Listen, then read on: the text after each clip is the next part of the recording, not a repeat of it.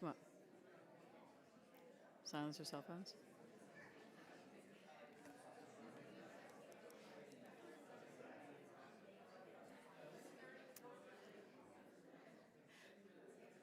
Good evening, everyone. It is my pleasure to welcome you to the American Philosophical Society. And before I introduce tonight's speaker, I'm going to give you just a wee bit of information about the institution that is hosting tonight's presentation. First, we always begin with a land acknowledgement in public presentations and events such as this. So, the American Philosophical Society resides in Lenapehoking, the past, present, and ongoing homeland of the Lenape people. The APS acknowledges, with respect, their continued presence and perseverance, and expresses its sincere thanks for the past and ongoing generosity of numerous Indigenous communities and individuals who have offered their guidance, expertise, and opportunities for collaboration. Now, it occurred to me, I am going to give you a brief history of the American Philosophical Society, assuming that not everyone knows who we are, and yet I have not told you who I am, so perhaps we can start there. My name is Michelle McDonald. I'm the director of the Library and Museum at the APS. We were founded, how many of you have, I always do this, how many of you have been to the APS before? How many of you have never been to the APS before? All right, this is for you five. So the APS was founded in 1743 by Benjamin Franklin and colleagues. It was North America's first learned society, and it was set in Philadelphia because it was thought that that was equal distance between the 13 colonies and would allow for people to come together to share their ideas, to share their experiments, to share their knowledge. I always like to put this slide up first because this is the proposal for promoting useful knowledge among the British plantations in America, and it begins with the first drudgery of settling the colonies, which confines the attention of people to mere necessities, is now pretty well over. In 1743, it was not pretty well over, but it was well over enough that we could found the APS. Today, we have an international membership. Membership is slightly different at the APS. These are people who have been elected because of their contributions to a variety of fields in the sciences, in the humanities, and others. And we have about 1,000 members worldwide. Over 100 Nobel laureates have been members of the APS since we began in the not in the mid-18th century because we didn't have the Nobel Prize then. But since we had the Nobel Prize, we've had 100 Nobel laureates who have been members. We have 2 large meetings a year for those members in April and one coming up in just about a month's time in November, as well as library, museum conferences, and dozens of special events like the one that you are attending this evening. We also have an ongoing press. The APS Press is the longest continuously publishing press in North America. Yeah, I know, right? And we have over 300 grants that we offer, some to come to the American Philosophical Society and many others to send people to all corners of the world. Those of you who have not been to the library, here's another question. I like audience participation. How many of you have done research at the American Philosophical Society? How many of you have never been to the library of the American Philosophical Society? Go ahead, raise your, look, they're like this. Like that. No, that just means there's room to grow. We have many things for you. We have 14 million manuscript pages, over 325,000 books, the papers of 7 of those Nobel laureates, and an 8th one promised, and then scores of digital objects and museum objects for you to take a look at. Our 3 primary collecting areas are Native American and Indigenous studies, early American history, and history of science. We have a 4th center up there, which is our Center for Digital Scholarship. They support initiatives throughout the other centers, and indeed throughout the institution itself. And this is the public promotion portion of my talk. We also have a wonderful museum that hosts an exhibition every year. This year it is Philadelphia, the Revolutionary City. One more time. How many of you have been to see Philadelphia, the Revolutionary City? Right. How many of you are going to see Philadelphia? Yeah, right. Okay, good.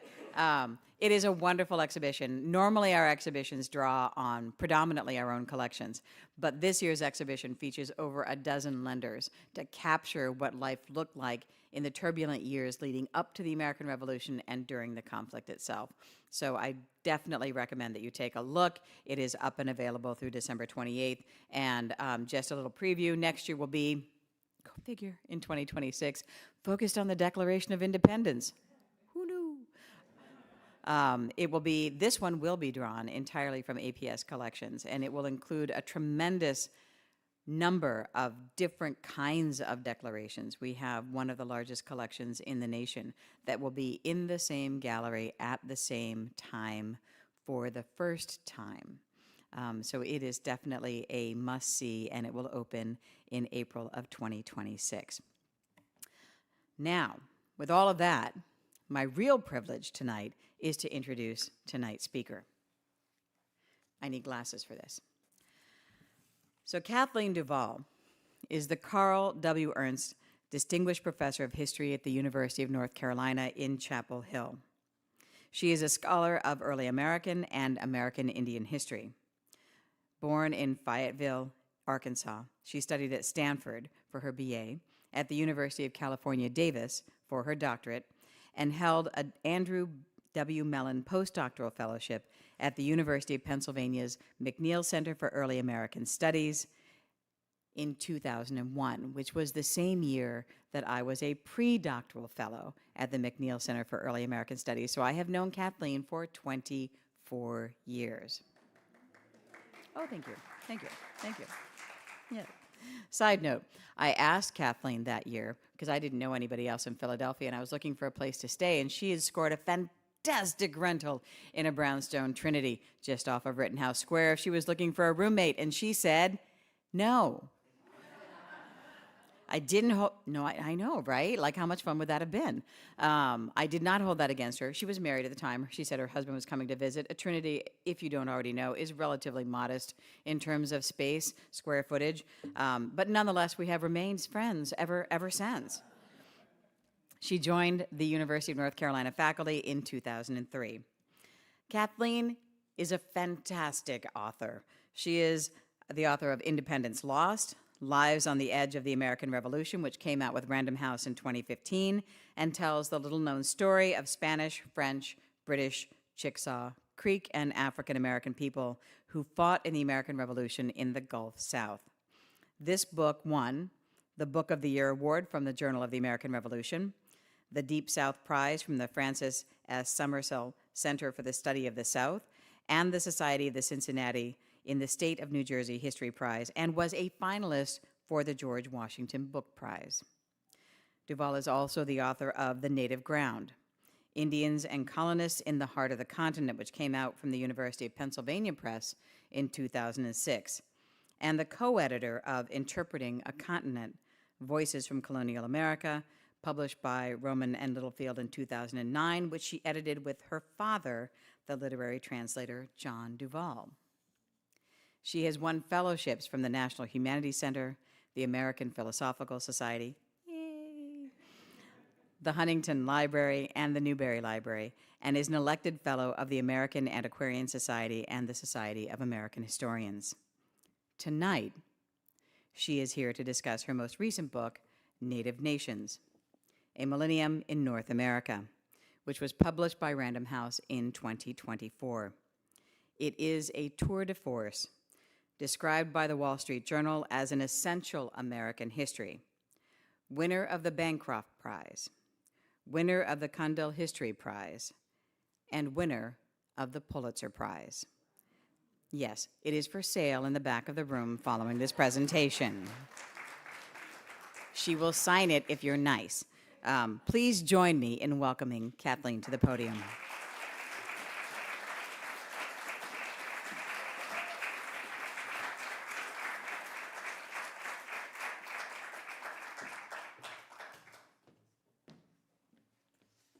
Thank you, Michelle. It's such a delight to be back in Philadelphia.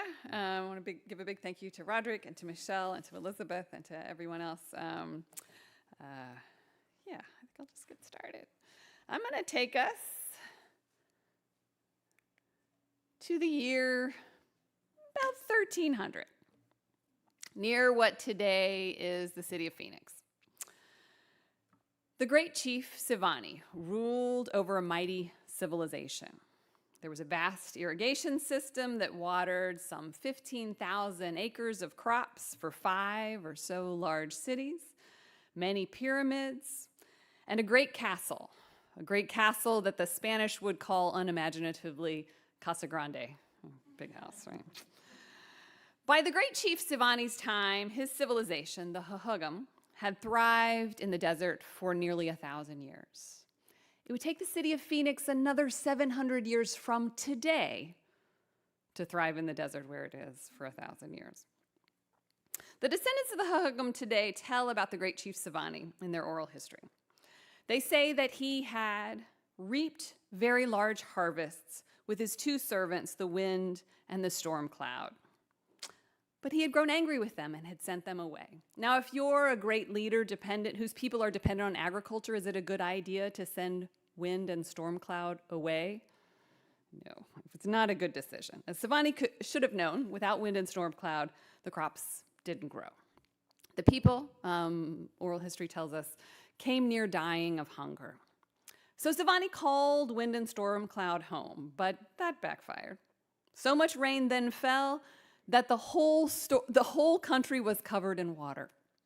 Also not good for agriculture. The power of rulers like Sivani rested on their ability to provide the water and the sun that the crops needed to grow. When Sivani proved unable to control the weather, he lost his awesome power in the eyes of the people.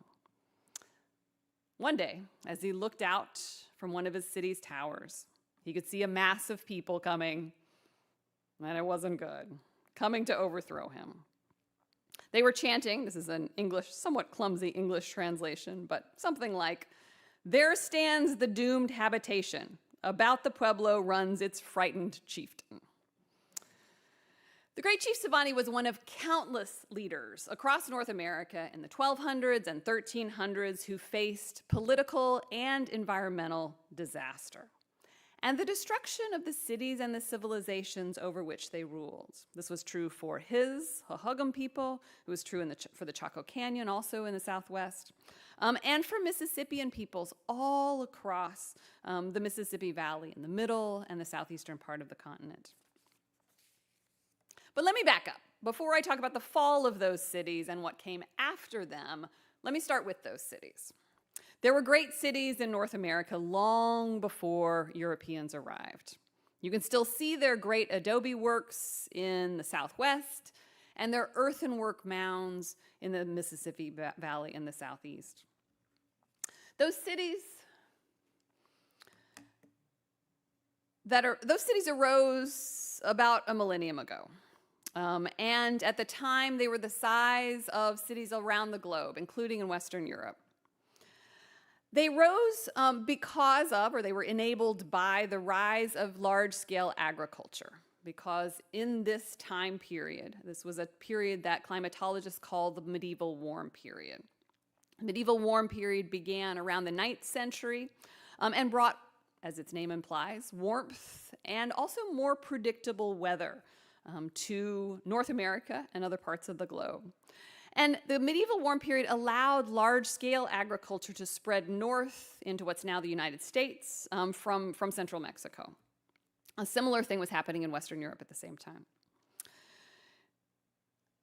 In these cities, there were flat-topped mounds, pyramids, upon which, in many cases, many of these cities, religious political leaders ruled from their temples and buildings on top of them. But by the 1490s, the highly centralized urban civilizations of the Southwest and of the middle and eastern parts of the continent had either downsized and spread out or been completely abandoned. People still lived nearby. The Spanish explorer Hernando de Soto still saw some remaining cities, but they were part of a late stage and a smaller stage of the decentralization of these civilizations. North America had already changed dramatically between 1200 and 1400, and the causes had nothing to do with Europeans. Now, one of the reasons for the decentralization of these urban civilizations was climate change. In the late medieval warm period, so the end of the 1100s into the 1200s, year after year of drought came actually around the globe. Genghis Khan would capitalize on the troubles caused by drought in order to conquer most of Central Asia. And then, so that's the late medieval warm period. Then around the end of the 1200s, the period that climatologists call the Little Ice Age began. The global climate began to cool, and the weather continued to be volatile. It didn't happen all at once. It happened over time. But gradually, summers shortened, winters lengthened. In the depths of the Little Ice Age, the annual global temperature was about 5 degrees lower than in the medieval warm period, which doesn't sound like that much, but has huge implications for agriculture. Around the world, famine brought down many societies. It helped to bring down the 300-year-old Ming Dynasty. Famine killed many thousands in Japan and Korea, and millions of people in Europe and India. The Little Ice Age was particularly hard on large, centralized, agricultural-based cities around the world, including those in North America. In these times of famine and hardship, leaders struggled to maintain their positions, especially if they had claimed special powers over natural forces that now clearly were out of their control: rain, rivers, temperature. As in many other places around the globe, the urbanized settlements of North America could no longer deliver the kind of health and prosperity that people had perhaps enjoyed for generations. Now people saw conditions getting worse in their lifetimes. Less food, more poverty, a declining future for their children. Now, we know from our own day, a changing climate may require adjustments, but how people adjust, what they give up and what they hold on to, what they stop believing in and where they put their faith, that depends on our decisions, right? It's easy to look at the archaeological record of abandoned cities and assume that societies declined, that things got worse. But in the oral history that I mentioned earlier about the Sivani, his fall and the fall of the Hohokam civilization is actually part of a creation story. The descendants of the Hohokam are the Otham nations today, who are in southern Arizona, northern Sonora. Their oral history tells of how their ancestors rejected a less sustainable civilization and how they became who they are today, a creation story. Oral, archaeological, and written evidence all show that large populations survived in all of these places by adjusting how they lived, by creating smaller scale societies that in many ways worked better for people and their environments. So it seems that it was just as many people, but more spread out, living in smaller scale societies. Gradually across native North America, so this is north of central Mexico stays centralized, but gradually across the places to the north of that, people developed a deep distrust of centralization, hierarchy, and inequality. The residents of North America's great cities turned away from urbanization and political and economic centralization to build new ways of living. These new smaller scale communities allowed for both more sustainable economies and more widespread political participation. Peoples instituted a variety of political checks and balances to prevent tyrannical leaders from taking power and to ensure that the citizens had a say. Now, these changes didn't all happen at once or in the same way everywhere, by no means. And many places had never established the kind of hierarchical, urbanized civilizations of the Hohokam and Cahokia and other Mississippian places. And some of the leveling trend continued in later centuries as societies adjusted to population decline after the arrival of Europeans, or simply just moving away from European settlements. Obviously, there's lots of change to come in the centuries after that as well. North America's cities were built for the conditions of the medieval warm period, and in some places, it seems maybe we're stretching their resources even then. So in the vagaries that climate change can bring, the Hahugum of the Southwest suffered both droughts and floods. In the past, a major flood usually came, estimates say, maybe once a generation. But in the 15 years starting in 1298, about the time that the Savani was besieged, the Salt River flooded 5 times. So basically, these once-a-generation floods were now happening maybe once every 3 years. Powerful surges of the Salt and Gila rivers destroyed canal lines, flooded fields, ruined crops. In both the Southwest and the Mississippian cities, corn began to make up a higher proportion of urban dwellers' diets, with resulting health problems. And it wasn't because they were growing more corn, it was because they had less food overall. In this transition era to the Little Ice Age, Savani's time, it seems that unprecedented numbers of women died in childbirth, and unprecedented numbers of infants died before their first birthday. And for those who survived past childhood, lifespans decreased, and people were less healthy during their short lifetimes. This is all in these large cities, right, in these urban civilizations. And people there blamed their leaders, and they blamed the whole way of life that their leaders stood for. And all across the continent, we can see in archaeology and in oral history and in what comes later, they changed their way of life. In the Otham oral history of the Savani, of how the Savani and other leaders of the Hahugum fell, and how the Otham came to be, the people brought down the cities one by one to restore a better balance with the land.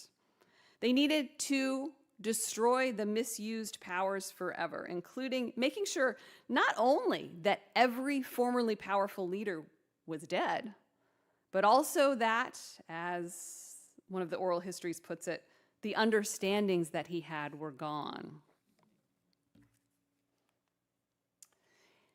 In the Mississippian city of Cahokia, residents responded to food shortages by moving away.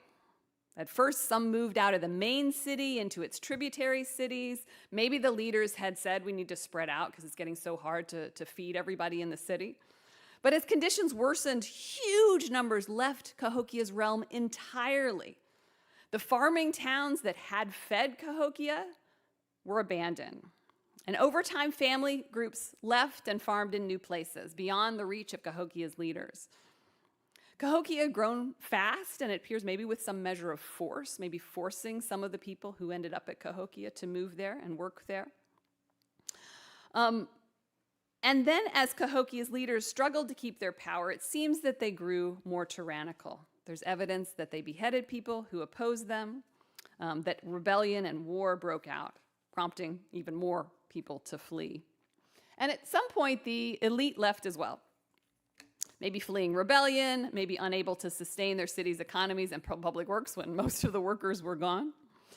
And so by the late 1400s, the cities of Cahokia's realm were entirely abandoned. Their palisades and buildings burned or fallen in, their pyramids, plazas, and fields overgrown with vines. So much so that archaeologists refer to this period and this place as the vacant quarter, this place where somewhat mysteriously, for a while, nobody lived. All of the river valley towns were evacuated, and the few people who remained in the region lived in the uplands and stopped building cities and pyramids. Similar kinds of change happened all across the Mississippi region, in the Ohio Valley and the Cumberland Valley of Tennessee. Those who had converted in earlier generations to Cahokia's way of life now rejected it and moved back to smaller towns. In the Piedmont region of North Carolina and Georgia, people abandoned the cities and large towns around 1450. There were still some towns with pyramid mounds, but by the 15th century, most people lived on farms. Archaeologists have found tens of thousands of these farms in the North Georgia Piedmont alone. People were slowly building less centralized and more sustainable ways of living that could more predictably feed and shelter people in an unpredictable climate. And this is what I'm going to be talking about for most of the rest of my talk. They were creating more equitable ways of living together in hopes of preventing future leaders from gaining too much power. Cherokee oral history tells that there was once a priestly caste called the Anikutani, of whom the people stood in great awe. The Nikutani built pyramids and controlled the religious ceremonies. As one account explains, no one knows how they came to power or how long they maintained it, but over a period of time, they became haughty, insolent, overbearing, and licentious. Yeah. In the words of another version, the people long brooded in silence over the oppressions and outrages of this high caste, whom they deeply hated but greatly feared. Now, in different versions, the exact spark of the revolution against the Nikutani differs, different reasons, but all of them tell, these are the words of one of them, but they all tell this generally. At last, their power was annihilated by the nation because the people rose up and destroyed a secret hereditary society, since which time no hereditary privileges have ever been tolerated among the Cherokees. A character in one of the books by Cherokee novelist Sequoyah Guess explains that long ago, Cherokee ancestors traded authority for security, but wound up with coercion and fear. But the revolution succeeded, and Guess writes, it was a horrible and bloody lesson that needed to be passed down. If Cherokees were wise and lucky enough to remember their history, they would never have to learn it again. Lessons told by the descendants of Chaco Canyon in New Mexico similarly tell of a rejected hierarchy. In this history, wizards had misled some leaders who became corrupt and started to hoard wealth and power. According to the origin tale of Acoma Pueblo, in the time of Chaco Canyon, men sometimes would be clubbed to death for crimes. But some people did not approve of this extreme punishment. Some fought against the leaders, others simply left. A large group traveled to a new home where they went through the ceremony of forgetting and left their sickness and trouble behind. Historians, hundreds of years from now, may call the early 21st century United States a golden age. They could point to extraordinary wealth, cures and illness preventions never imagined before, overdue reckonings with past injustice, unprecedented diversity of foods for unprecedented numbers of people, and amazing technologies. 90% of Americans have a handheld supercomputer. Or they may describe our era more like the Hahugam are described in a book entitled Centuries of Decline. It categorizes the late decades of that civilization as a time of overpopulation, environmental degradation, resource shortages, poor health, social fragmentation, diffuse and ineffective leadership, and a struggle to cope. My guess is future historians will say there was a mix of these things, right? Depending on how things go. Ruins like those of Chaco Canyon and Casa Grande, and vacant mounds like those at Cahokia, like this one on the slide, they tend to conjure images of collapse and the tragic loss of a golden era. But the generations that followed the city's fall generally described it as a misguided era and saw what came later as better. Smaller communities were easier to keep clean and free of human waste. Families lived in fairly uniform houses and received the same rituals after death. Pyramids and palaces were abandoned, although descendants would continue and still continue today to visit them because they carry an important connection to the past. All across North America, the process of decentralization continued over several centuries. Descendants of the Hahugam spread out in towns of between 100 and maybe a few thousand people. Descendants of Mississippian cities spread out along the Mississippi, Missouri, Illinois, Ohio rivers, and across a large expanse of the Southeast, and across the Mississippian tributaries in the West. The first European explorers who crossed North America got a glimpse of this changing world. In the river valleys of the Southwest, where the Hahugam had farmed, 16th century explorers found large populations, fertile fields, but no great cities. An explorer who traveled with Francisco de Coronado in around what's Arizona now marveled, he wrote, at fields so stocked with food that there is enough to supply more than 300 horsemen, and so well irrigated that it is like a garden. All across the Southeast, DeSoto saw large towns, some with leaders still ruling from pyramid mounds, but none of the cities were anywhere near as big as Cahokia. and many places that had had cities in the past no longer had them.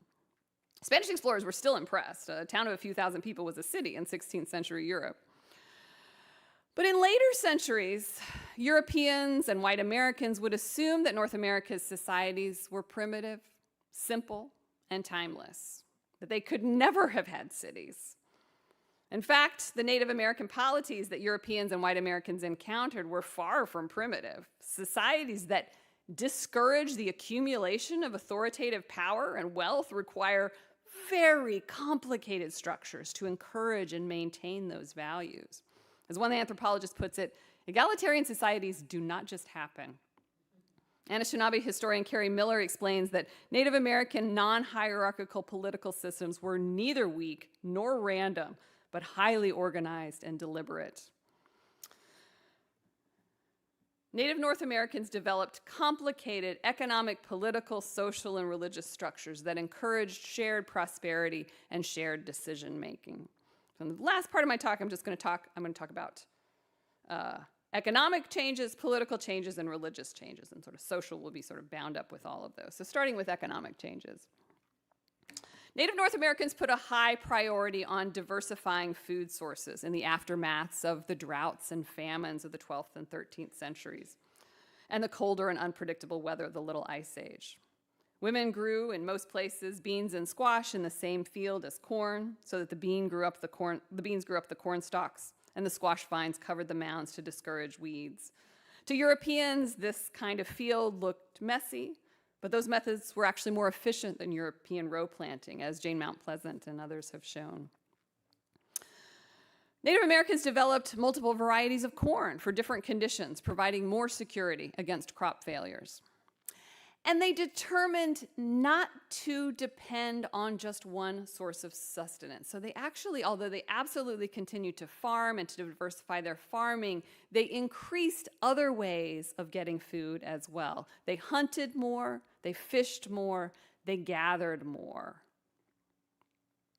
Trade, which had certainly existed before, expanded to provide a variety of products in good times and, importantly, a safety net when drought or other disasters stressed supplies. If one year's crop failed, there were other sources of sustenance. Otham scholar David Martinez explains that according to Otham oral tradition, we had this great civilization that suffered environmental catastrophe. Then Hahugam's descendants temporarily migrated away from the Gila and Salt rivers to let the land heal. And then they slowly returned. Within 2 centuries of their abandonment of the cities, descendants of the Hagam were again farming along the Gila and its tributaries, but on smaller farms with a diversified economy that had reserved sources of sustenance for times when the rains might not come or the rivers might overflow.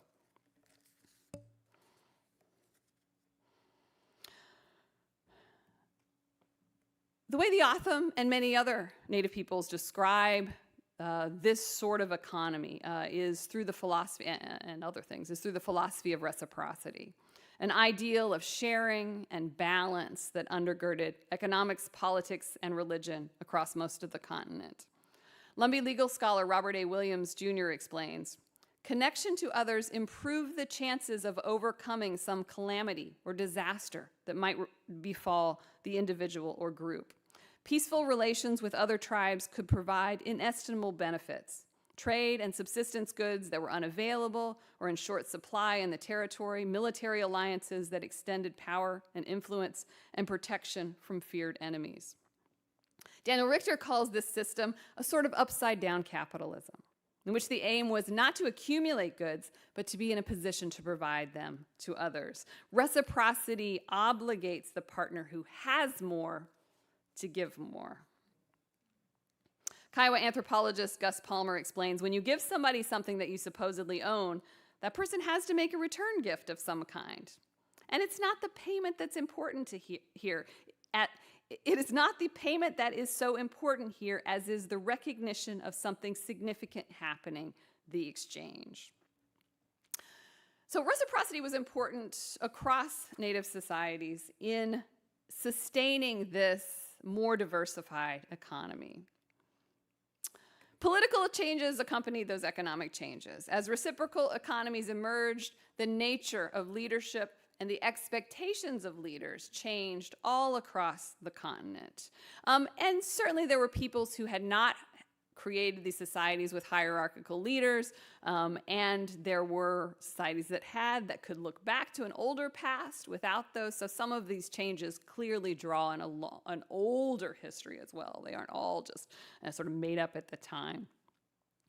But Native North Americans almost universally created political structures designed to balance power, to provide all members with a say in governance, and to prevent the rise of tyrants. Now, power and prestige lay not in amassing wealth, but in assuring that it was shared wisely.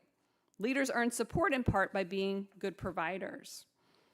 And most Native societies have some combination of spread out leadership. So councils of elders that balanced power with maybe a war chief and a peace chief, male and female councils with power over different realms. For example, Osage oral history records that they once had one great chief who was a military leader. But their council of elder spiritual leaders, known as the Little Old Men, decided to balance that chief's authority with another hereditary chief, responsible for keeping peace. In the Cherokee Nation, by the 18th century, each town had a war chief and a peace chief, a council of male advisors, a council of women in charge of food and shelter, and its own priests. Then family-based clans had members across multiple towns, sort of balancing the town-based power of other sort of political leaders. Many societies had a requirement to convene all the people, all ages, genders, for major political, military, diplomatic, and land use decisions. Hundreds or even thousands of people might show up, depending on how momentous the decision was. And they strove for consensus, even though they didn't always achieve it. Some societies had the sort of mandate that if a consensus was forming and you couldn't persuade yourself to go along with it, you needed to remove yourself. Go to a different room, go to a different place if you couldn't be part of the consensus. So there were leaders, but they generally governed by gaining consent in council meetings and public gatherings. This new wider political participation is evident in the public architecture that emerged after cities. There were no more 10-story high pyramids or walled compounds as there had been among the Hohokam. Southeastern descendants of Mississippians built large public meeting buildings, sometimes large enough that a whole town could fit inside. And they built them on much shorter mounds, so a mound that might be inches high instead of many feet high, stories high. Towns continued to form the center of politics in post-Mississippian societies, and the town square was a central and sacred, but now largely public space. The decline of hierarchy doesn't mean there was no inequality or that everybody lived in peace with one another and with nature. Those are stereotypes that are just as wrong in their own ways as believing that Native North Americans never had cities.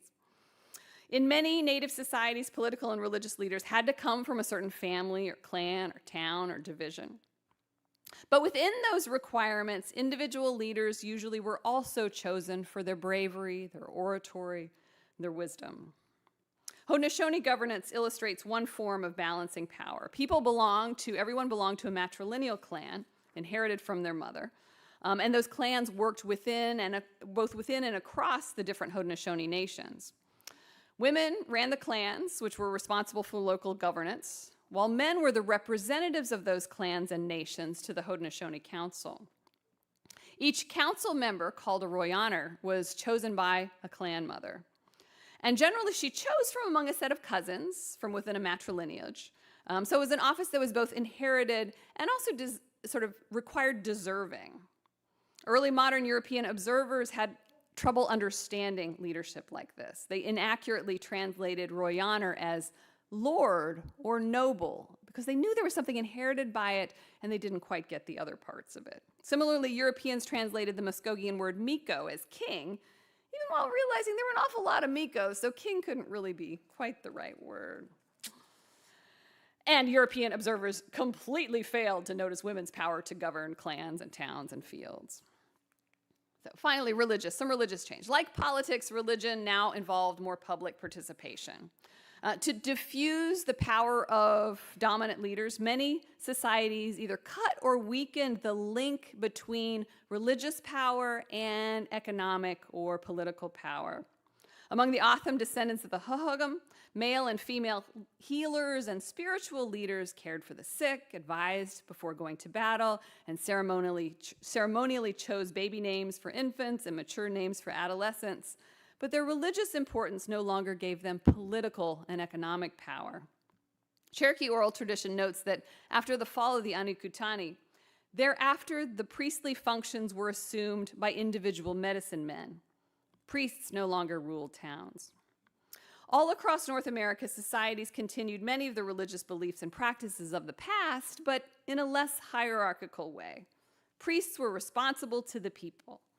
Religious practices were generally public and participatory, no longer on top of a pyramid that the people couldn't see.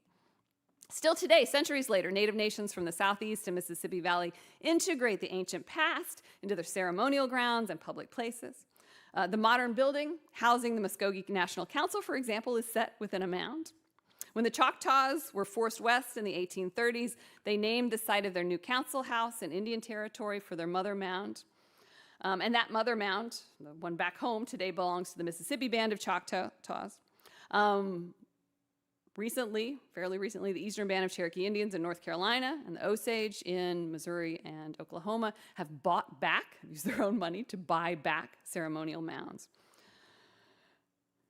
So the old religion remained part of what was important, what was ceremonial, what was believed in, but it was no longer controlled by powerful political religious leaders. Art flourished in this era, and it was heightened by democratization. The 18th century Muskogee town of Atatsi, for example, decorated the buildings around its square with art from the Mississippian past, including human figures with the heads of turkeys, ducks, bears, foxes, wolves, and deer. This was ancient iconography, but it wasn't up in some sacred removed space on top of a high mound. It was publicly displayed. It was for everyone. Parallel to reciprocity, Native North Americans developed a religious philosophy of inclusivism, which meant that you could incorporate new religious ideas and practices without denigrating your old. Now, I don't want to give the impression that all of this functioned perfectly. Reciprocity, inclusivism, broad political and religious participation, they are values. They are common general beliefs about the right way to live. And values are guidelines and aspirations, not necessarily descriptions of how people always act. In fact, the fact that oral histories repeat these lessons in multiple different sorts of stories and metaphors shows that maybe not all the people were all with the program all of the time. The transition from the urban period was not uniform or always smooth. In the 15th and 16th centuries, there were still some rulers who held centralized power and ruled from pyramids. And even in societies with structures designed to prevent dictatorial power, sometimes an individual leader would amass a great deal of power. The replacement of centralization and hierarchy with diversified economies and decentralized and democratized power structures would look to white Americans like evidence that Indians were and always had been primitive. In the 1880s, archaeologist Andolph Bandelier, fully steeped in the myth of primitive American Indians, observed the ruins of the Hohokam and decided, he wrote, "Nowhere have they been able to raise their general culture or ideas of social organization beyond that of a tribe or a tribal confederacy, a communistic democracy with prominent military features and with a controlling element of religion." Bandelier's really showing his prejudice here, right? Communistic democracies, tribal confederacies, life-guiding religion, those are primitive things, right? Whereas he believed the European-derived United States that sought to replace them with a society based on private property and an individual-centered economy, government, and religion would make better use of this land, building its own glory, its phoenix, out of the ashes of the Hohokam. Bandelier inherited his 19th century prejudices from the fact that Western Europe took a very different path in the Little Ice Age. For Europeans, the city became the marker of civilization. For the most part, Europeans doubled down on hierarchy and centralization as a means of dealing with difficult times. The descendants of North American cities tell a different story from what Bandelier recorded.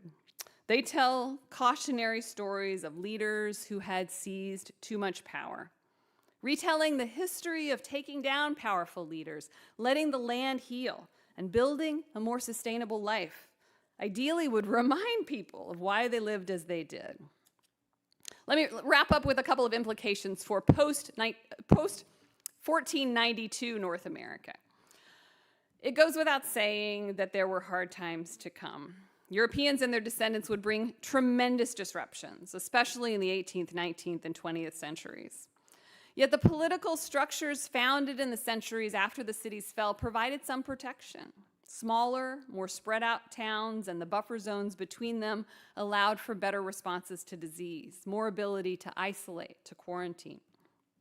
Decentralization meant it was harder for Europeans to find a central leader or city to conquer in order to gain an empire, the way they did with the Mexica, the Aztecs, and the Incas. Loose confederacies proved remarkably able to incorporate refugees, even entire towns of refugee people as they fled Europeans. Their willingness, most of the time, to tolerate and benefit from linguistic and cultural diversity helped to maintain and rebuild nations in the face of colonialism. Helped, in fact, over 600 federally and state recognized tribes to survive to our present day and beyond. As Europeans came in the coming centuries, Native nations would need every advantage they could muster. Their long history of change and adaptation helped Native nations survive into the present and into whatever future we all face.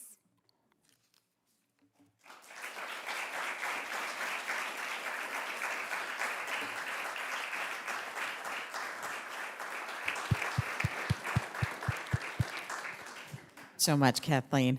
We have about 10 minutes for questions. So if you have a question, please raise your hand. We are going to ask until the microphone comes to you, because otherwise you will not be able to hear us necessarily in this room, but definitely not on Zoom. So we had one very eager hand go up here.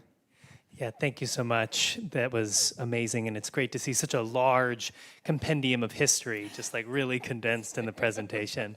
A question that I had is kind of at the beginning of your book, you talk about this move away from the word tribe to nation. And obviously your book does an amazing job defining Native communities as nations. But I'm wondering in this research, how much has the definition of nation also changed? And how much does this incorporation of the history change the word nation? And then also, how do nations end? In one of your chapters, you talk about, when the forced removal occurred, you use the word Native communities more in the East than you do with Native nations in the West. So it's kind of a two-parter. I apologize, but yes, no, that's great. There's a lot of question there. My book is Native Nations, and I struggled with one of the big points of the book is that Native people have always lived in polities, their own polities, but polity is not a word that people use on a daily basis, and nation has a lot more strength. And so, one of the things that had struck me in reading a lot of, and particularly French and Spanish documents, was that they immediately recognized Native people as living in nations, and they use the French and Spanish words for nations, and I think I realized that's because it really did, like if you look at, say, the Quapaw Nation in 1700, that looks like the kinds of nations that Europeans have on their mind in 1700. It doesn't look like 19th century nationalism, right? Nation itself dramatically changes in the 19th century. So I sort of decided that if I want a word that really speaks to sovereignty and how that sovereignty and governance continue over this 1,000 years, even as they change, I thought the word nation fit pretty well. And then nationhood changes very much for Native nations as they move into the 19th century and live in the world and see nationalism other places. So the sort of the national governance of a Native nation today looks very different from what it would have looked like in 1700, right? And you did sort of catch me that I think I use community sometimes in places where they don't necessarily describe themselves as nations or tribes, but I may get a little slippery with that. And I kind of meant to use nation all the way through, and then some paragraphs it didn't, I think you've noticed. And as I get toward the present, it doesn't always work. But then also, as I was working on this book, two different Native nations that have tribe in their official name voted to change it to nation, which I thought was both democratic, right, and interesting in how vocabulary, of course, changes over time. Sort of took some pieces of your question, but no, there's a lot to talk about there. Yes, thank you, Elizabeth. Hi, thank you. I believe that vast trade routes had grown up amongst these various cities for commodities, copper, obsidian, be it shells, whatever. With the disintegration of the cities, do you have any evidence as to what happened to the trade routes? Yeah, pretty much it seems that, so there's definitely evidence of these trade routes. Archaeologists have found, as you say, seashells far from the seashore. It sounds like I'm making a tongue twister there, right? But, and decorated with the iconography of, say, Mississippians or whatever civilization it was. These trade routes continue later, too.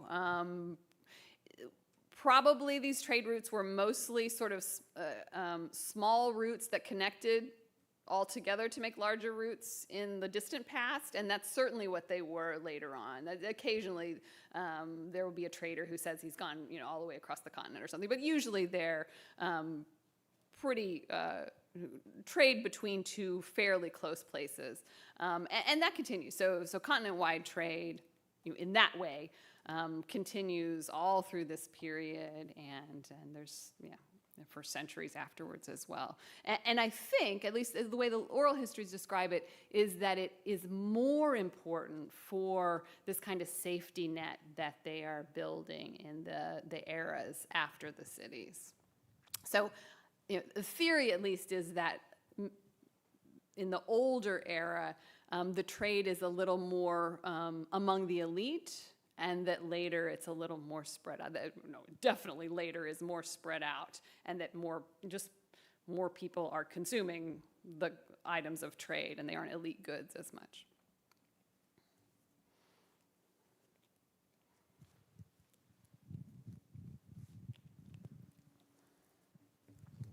So I want to ask a more, I guess, a methodological or an approach question. So I'm fascinated by your capacity to take tremendous amounts of information and time and condense them down into a book as readable as yours is. Because most historians, spoiler alert, tend to focus on, on specific areas, specific events, specific projects, and it can be daunting to think about doing this sort of grand look across such large spans of time. So can you tell us a bit about how you came to this approach? Yeah, so one of the things I realized as I decided I was going to do this is that it couldn't be textbook-like. I couldn't try to do coverage.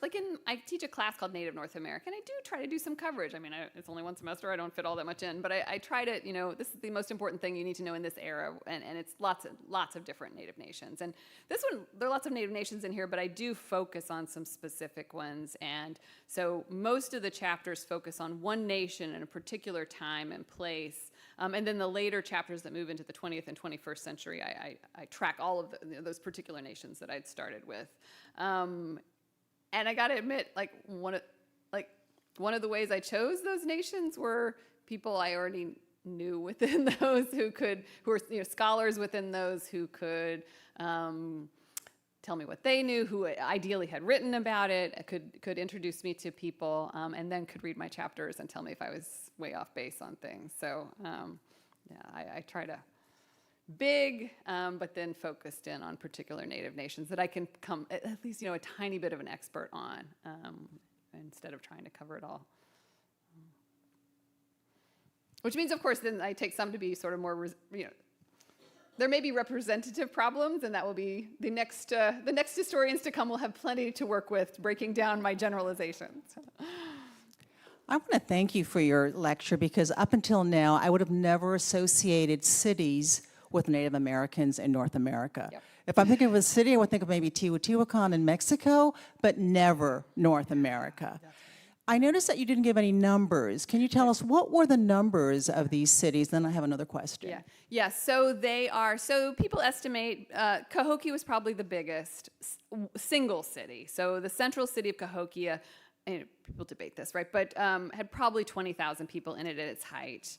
And then there were several satellite cities that themselves had maybe 10,000 people in them each. And then there are these farms that are around. Now the Hohokam has no single city that's as big as that. But estimates of the Hohokam civilization, which may have been more than one polity, is in the hundreds of thousands. And so the cities there may also have been maybe 10,000. They change over time, too. So when I was working on this, I said, well, how big were European cities at the same time? And they're very similar. Now, Chinese cities are giant, right? So a lot of my, this is the way things were all around the world claims in the book, I occasionally have to say, except for, in China, there are already actual giant cities. But European cities are still in the tens of thousands for the most part. There are a couple of outliers. I think Paris gets pretty big, but yeah. And then the concept of consensus. To me, that's a more feminine archetype. And so I'm wondering, did that become part of a masculine archetype? Because I don't connect consensus with a masculine. Yes, yeah. Well, I think the Haudenosaunee the Iroquois have most clearly written down some of the sort of ways that things work, and so it is. I think within the reciprocity is always gender balance. So there is a consensus making that women do, and there's consensus making that men do, and they have to come together for full consensus, right? So it is parallel, and I think. That system would in no way say that consensus making is female, right? That is actually, it requires both male and female. And I think Europeans were often, in the sort of, were flummoxed by this kind of authority. And also, 17th, 18th century, 18th century Europeans, early Americans, many of them romanticize male leadership within Native nations. And they see men who clearly are warriors or, are elders who were warriors, and that their strength and their authority comes in part because of their might at war. And then they'll go to one of these meetings and they'll say, you never even talk, why? But of course they do, they give great speeches too, trying to bring people to consensus. But they say, you're in charge. Why do you listen to all these people? Why do you listen to all these women? Because authority, including masculine authority, comes from striving toward consensus. Yeah. I hope we learn that lesson. Yeah, well, there it is.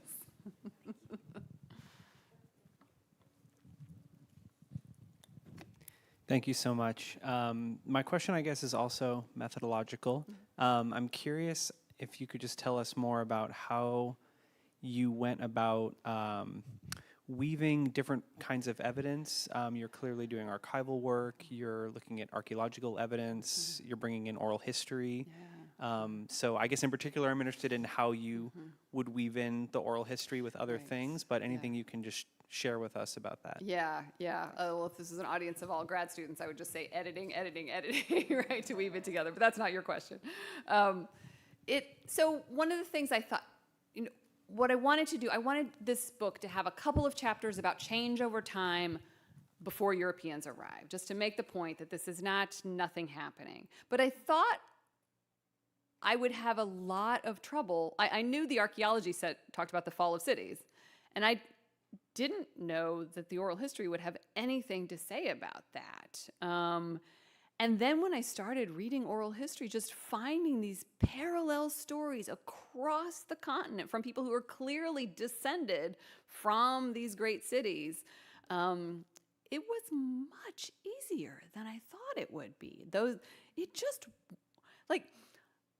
One of the things I say to my students is, and I say this as a historian, this is probably not right about archaeology, but I say one of the things that archaeological evidence has trouble with is the why questions. And suddenly I had this oral history that fit together and explained the why.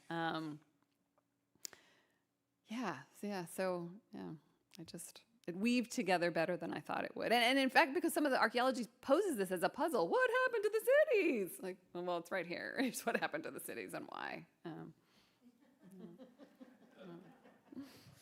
I hate to end this conversation because it is a wonderful and dynamic and rich conversation. But you know what else? It's a wonderful and dynamic and rich book.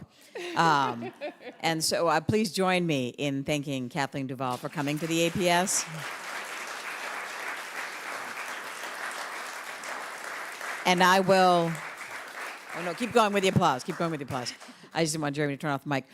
Just a reminder, we do have books for sale in the back of the room, which can be signed by our author, who will be escorted by me like an academic ninja to the back of the room, because we've noticed that if I don't do that, then she rarely makes it to the back of the room. And so please join me once again in thanking her for tonight's presentation. And please rejoin us at the APS for future such events.